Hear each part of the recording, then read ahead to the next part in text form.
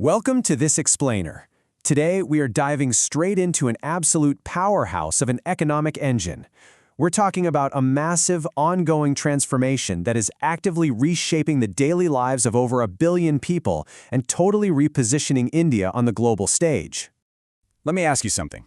What in the world actually connects a local street vendor scanning a QR code to sell a quick cup of chai to a multi-billion-dollar IT firm writing complex code in a Bangalore glass skyscraper?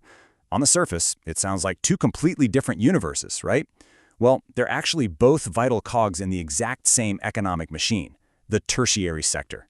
To get our heads around this, here's exactly how we'll break it down today. We'll cover 1. What is the tertiary sector? 2.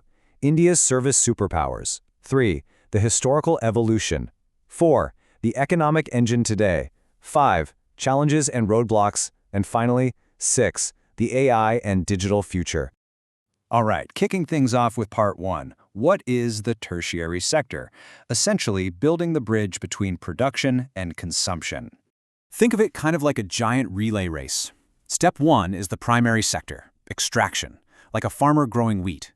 Step 2 is the secondary sector, manufacturing, where a factory bakes that wheat into biscuits. But here's the catch. Those biscuits are entirely useless just sitting in a factory warehouse.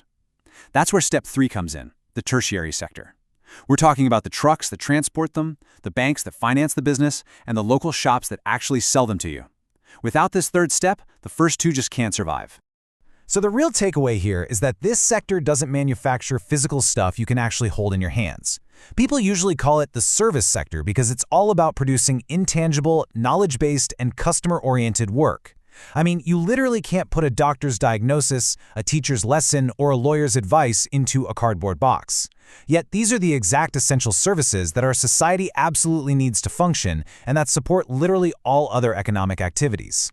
Moving right along to Section 2, India's service superpowers. These are the absolute pillars of modern growth. Just look at the sheer scale of this. Over 1 billion mobile subscribers, and when you add in the roughly 800 million internet users, you are looking at the rock-solid bedrock of India's communication sector. It's a level of connectivity that has completely rewritten the rules for how business, education, and literally just everyday life operate. Then, check out this staggering number, $250 billion in annual revenue, and that's just from India's IT and business process management industry alone. Cities like Bangalore, Hyderabad, and Pune aren't just local tech hubs anymore. They are global heavyweights, running the software, the data, and the massive outsourcing operations that the world's biggest mega corporations completely rely on. And of course, we have to talk about the UPI revolution, the Unified Payments Interface. Brought to life by the National Payments Corporation of India, this went from basically 0 digital transactions back in 2016 to processing billions of them every single month. It is wild. It completely leapfrogged traditional banking, set a massive global standard, and frankly, kicked off an unprecedented wave of financial inclusion.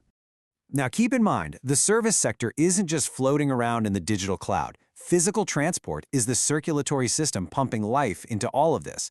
We're talking 6.3 million kilometers of roads, plus a massive railway network employing 1.2 million people across 67,000 kilometers of track. Throw in over 7,500 kilometers of coastline, major ports like Mumbai and Chennai, and a booming aviation market driven by a rising middle class, and you've got the physical infrastructure fueling everything from local trade to massive tourism. Which brings us to Section 3. The historical evolution, how we got from ancient trade to global IT. The historical journey here is honestly fascinating. Back in ancient India, you had these massive knowledge hubs like Nalanda University and huge international trade routes. Fast forward to the colonial period, and the British introduced railways around 1853, along with postal networks for administrative control. Then, the post-independence era saw a massive push for public services, notably the 1969 bank nationalization. But the real game changer, the 1991 liberalization reforms. By opening the doors to private growth and foreign investment, they basically lit the match for the explosive IT revolution we see today. All right, stepping into Section 4, the economic engine today. Let's look at the sector driving the nation right now. This chart really puts it into perspective. The tertiary sector alone makes up around 55% of India's entire GDP. Think about that for a second. More than half of the economic value generated in the entire country doesn't come from farming the land, and it doesn't come from manufacturing and factories. It comes directly from services. But here is where things get really interesting, kind of a wild contrast. While agriculture still employs the vast majority of the population, the tertiary sector only employs about a third of the workforce, yet it generates vastly more income. That huge productivity gap is exactly why services act as the ultimate catalyst for creating high-income jobs and driving the rapid explosion of modern urban cities. Of course, it's not all smooth sailing. Let's hit Section 5, Challenges and Roadblocks, the potholes in the progress. Unequal growth is a massive, glaring issue here. We are looking at a very stark digital divide. On one hand, you have urban tech hubs, places like Bengaluru boasting world-class IT services, global outsourcing, and ultra-advanced digital infrastructure. But on the other hand, the rural realities are tough. Many areas still struggle with poor connectivity, very limited healthcare facilities, and highly unequal education quality. It's a very real, very deep divide between the tech haves and the tech have-nots. And beyond just the infrastructure, there are some serious workforce hurdles. For one, there's a severe skill gap. The modern economy demands digital literacy, technical education, and English communication, which means India needs a monumental upskilling effort.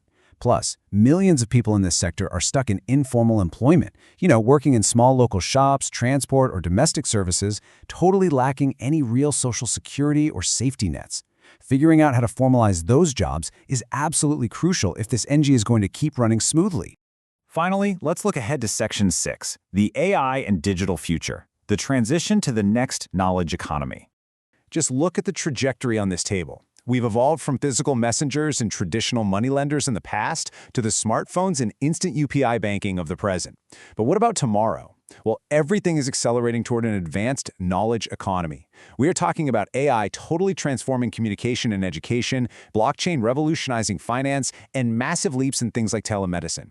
India is actively shifting from being just a global service provider to a pioneering technology leader. At the end of the day, the tertiary sector is the bridge that connects a farmer's wheat to your dining table, and it's the exact same engine that turned a regional trader into a global IT powerhouse.